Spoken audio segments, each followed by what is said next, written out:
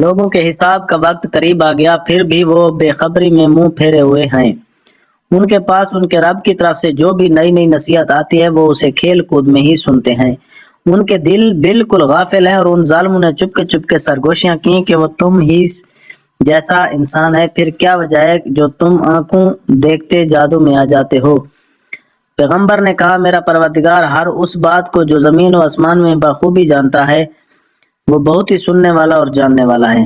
اتنا ہی نہیں بلکہ یہ تو کہتے ہیں کہ یہ قرآن پر پراگندہ کن خوابوں کا مجموعہ ہے، بلکہ اس نے آج خود اسے گھاڑ لیا ہے، بلکہ یہ شاعر ہے، ورنہ ہمارے سامنے یہ کوئی ایسی نشانی لاتے جیسے کہ اگلے پیغمبر بھیجے گئے تھے۔ ان سے پہلے جتنی بستیاں ہم نے اجاڑی سب ایمان سے خالی تھی، تو کیا اب یہ ایمان لائیں گے؟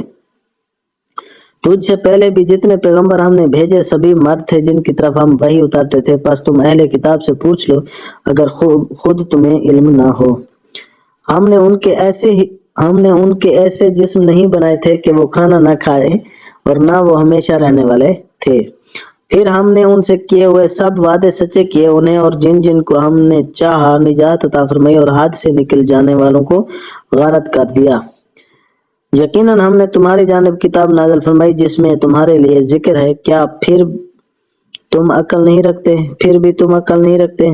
اور بہت سی بستیاں ہم نے تباہ کر دیں جو ظالم تھیں، اور ان کے بعد ہم نے دوسری قوم کو پیدا کر دیا۔ جب انہوں نے ہمارے عذاب کا احساس کر لیا تو لگے اس سے بھاگنے۔ بھاگ دوڑ نہ کرو، اور جہاں تمہیں آسودگی دی گئی تھی وہیں واپس لوٹو اور اپنے مکانات کی طرف آ جاؤ تاکہ تم سے سوال تو کر لیا جائے۔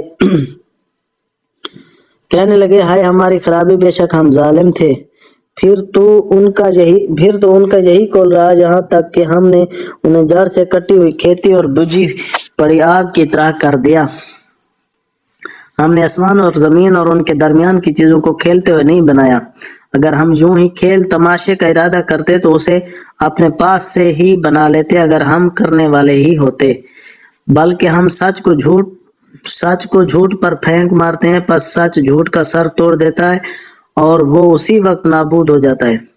تم جو باتیں بتاتے ہو وہ تمہارے لیے باعث خرابی ہیں۔ آسمانوں اور زمین میں جو ہے اسی اللہ کا ہے، اور جو اس کے پاس ہیں وہ اس کی عبادت سے نہ سرکشی کرتے ہیں نہ جھکتے ہیں۔ وہ دن رات تسبیح بیان کرتے ہیں اور ذرا سی بھی سستی نہیں کرتے۔ کیا ان لوگوں نے زمین کی مخلوقات سے جنہیں معبود بنا رکھا تھا وہ زندہ کر دیتے ہیں؟ اگر آسمان اور زمین میں سوائے اللہ تعالیٰ کے ابھی معبود ہوں تو وہ یہ دونوں درہم برہم ہو جاتے ہیں۔ پس اللہ تعالیٰ عرش کا رب ہے، ہر اس صف سے پاک ہے جو یہ مشرک بیان کرتے ہیں۔